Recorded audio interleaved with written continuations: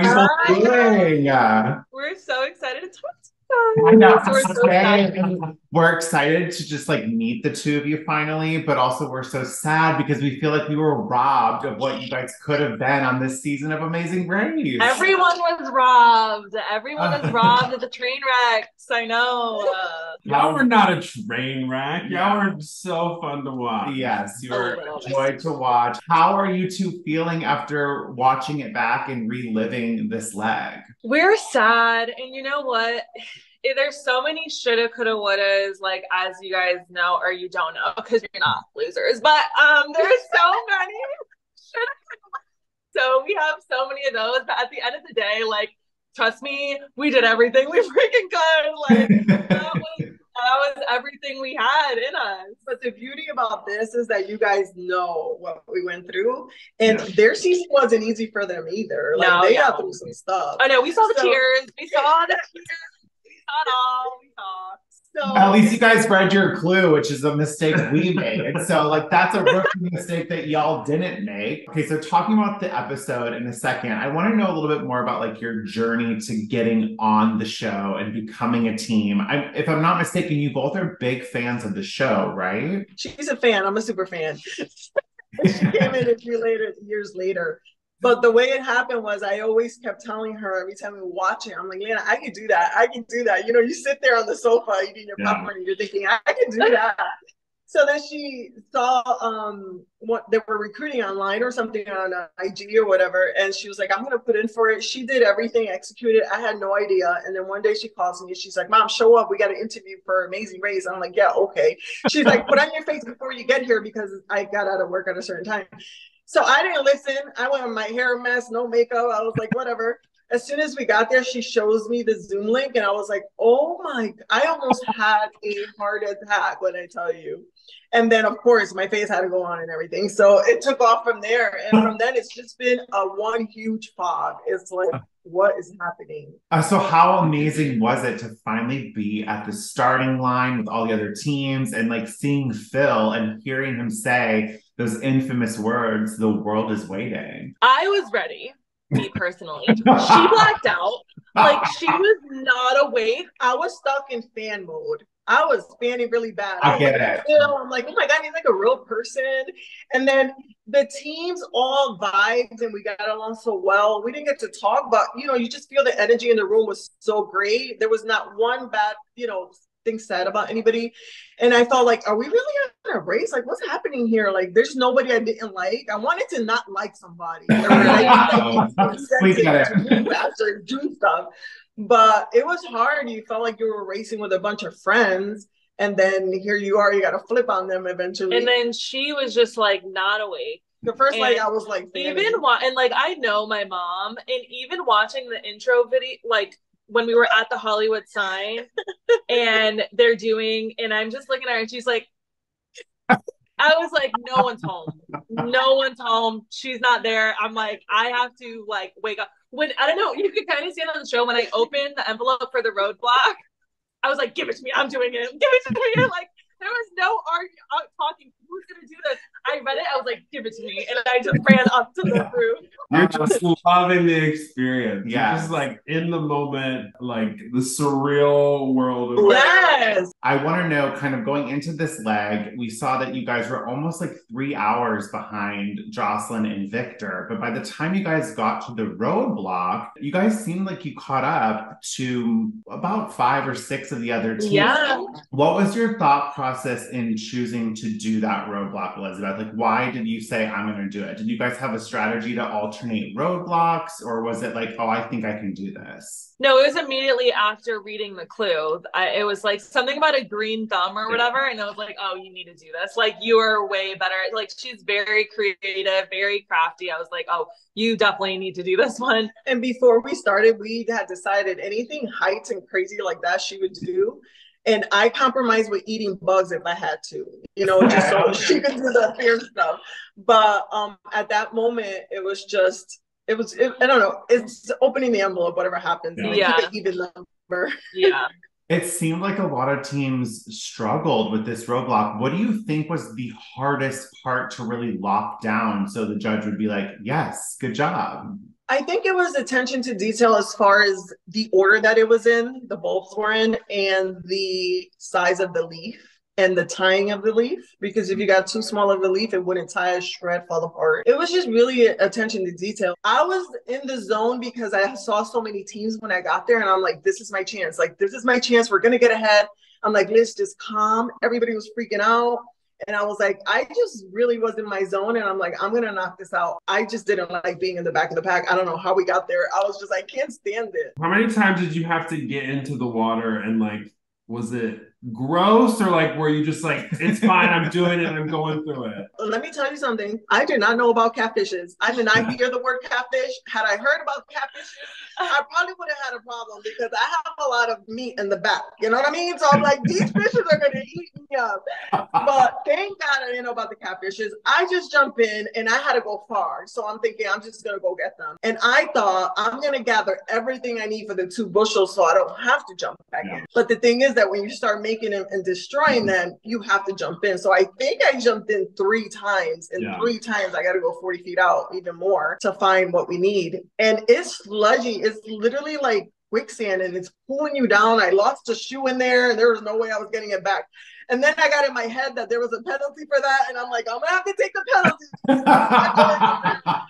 am not going under to get this. The race paranoia is so real. Race brain is so a real. thing. It's real. I mean, you made up time at the roadblock. You passed Robin, you passed Milena, so you got a little bit of time there. When you got to the elephant, though, and Andrea and Milena caught up to y'all, was there any kind of issue with like your taxi getting there, or was it just that close? So when we were getting there, I felt the cab driver just going circles for whatever reason. I felt this whole motion. So I asked him, I said, are you okay? Like, do you know where you're going? Like, are you okay? Are we going the right way? Because I feel like we keep taking these turns. So I feel, my theory is that he was lost. We had at least a 20-minute, 15-minute lead on them. There was no reason for them to be there. Yeah. And then we started running inside and I saw them. I was like, what? I said, he did get lost. He did get lost. I was so mad. Yeah. And did you keep the same cab driver then? Because then when you got to the detour, they dropped you off at the wrong detour. You originally wanted to do the Pomelos, but then you get there, and because Andrea and Milena are there, I mean, you made the right choice. You guys were so quick in being like, we have to pivot. We need to just stick to this detour. So I'm assuming, was it the same thing, the taxi driver? Yeah, it was the same cab driver, and like we got there at the same time as Milena and Andrea. He's like, oh, 2 girls with a crew, like they're definitely going to the same place, so let's just follow them. Because I showed him the address of the Pomelo, like, this where we're going, and he kind of like, yeah. He didn't even look at it. I was like, okay, maybe he just recognizes it. He knows where to go. He doesn't need a GPS. Nope. He literally just followed them to the market. So we were there. We had to do that one. So when we pulled up to the marketplace, I knew it was a marketplace, and I'm like, oh Lord. And then she said, well, maybe the Pomelos are behind it. So we literally ran straight to the back. There was water there, canal, whatever. And we're looking for the boats. And I'm like, all right, Iliana, no boats. Let's go to the marketplace. And we saw Milena and Andrea. We're like, now we really have to do it. We can't possibly waste time to go to Pomelo. Yeah. I wanted to go to Pomelo because I wanted to be around other teams to kind of gauge where we stand. And I think that would have motivated us to go harder and faster. And I wanted to be surrounded by other teams. So when we got stuck there, I mean, we didn't have a choice. It was just hard translating it. You know, their Thai, our English. It was so hard. Having seen the Pomelo challenge now in the episode versus the market, do you think that like the market was easier than doing the Pomelos? Because to me, it seems like we would have sank the boat. We would have sank the boat. We would still be there at the bottom of the river. Like we wouldn't have sank it. With us and putting all the Pomelos, no, there literally was not a chance. To be honest, the market, seeing The Amazing Race a million times, that is not something I ever would have picked. It wasn't, the market wasn't as bad as I thought it was going to be, though. I will say that. Yeah, because I mean, we did a market task in our season, and it was pure chaos. And then watching that, I was like, wow, this seems a little bit more like laid back. It's not as crazy. It's not as crowded. But I think for me personally, the Pomelo would have just gave me that drive to see other teams. Yeah. I would have gauged everything and we would have just gone at it. I mean, we probably would have sank once or twice, but we would have because we would have been there with Robin and Chelsea, Jeremy and Liam, and Joel and Garrett. And they were all there. We would have been right with that group. Who's to say? I don't know. After this detour, it was the pit stop. Did you kind of have an idea that you guys were racing for last, or were you kind of hopeful that maybe because we hadn't seen Robin and Chelsea, that maybe we're still in it? We knew Milena and Andrea were going to beat us because they left before us. Yeah. And we were just hoping that Robin and Chelsea were going to take a really long time, going to get lost, like do some, just sink bottom, bounce them up. Just kidding. I love them.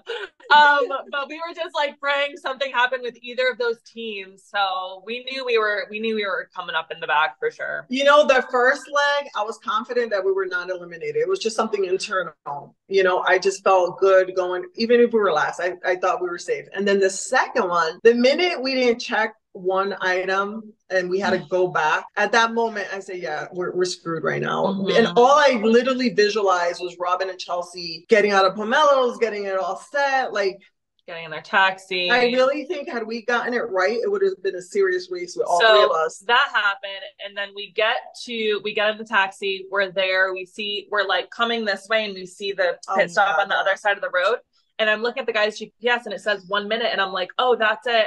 So he turns and then he passes where we were supposed to take. He missed the pit stop. He missed the pit stop. And then I see the GPS go from 1 minute to 12 minutes. And we wanted to jump out of the car and run out. Yeah, we wanted to. But mind you, this is a highway. Like, it's like a highway. But I was like, stop. And they were like, you can't do that. Like, you're in the middle. I was like, we'll just run out. You know me, I running across Thailand streets and they were just going to run me over. They were getting so mad at us. Once we saw the 12 minutes, I was like, yeah, we're screwed.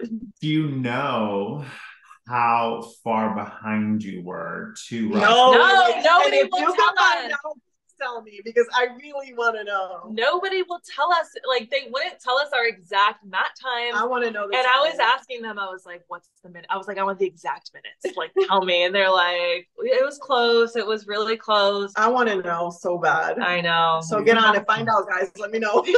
My last question is, I feel like you two know each other really well, but having done the race, was there something that you learned about your relationship or each other doing this experience? I was literally going to ask the same thing. When I went into the race, I knew I had to get off mommy mode, you know, and I wanted just to be her partner. I didn't want her to feel like she has to answer to me or whatever. I wanted to just be her partner. So I went in with that mindset. And then also, for my own personal reasons, I wanted to see how she handles everything, right? Because you have now a mature young lady and she's a go-getter.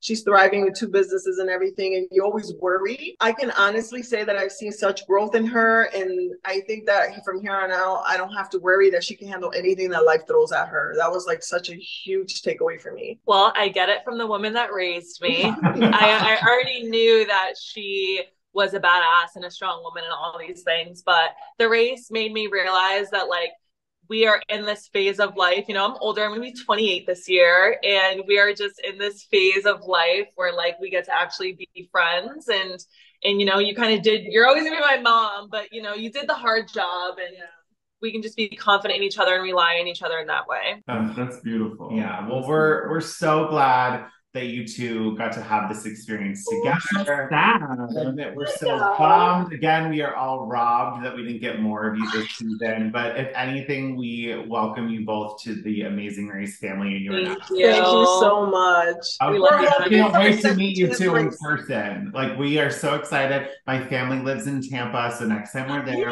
you know. You better call us. Yes. Yes. I'll have your people call my people.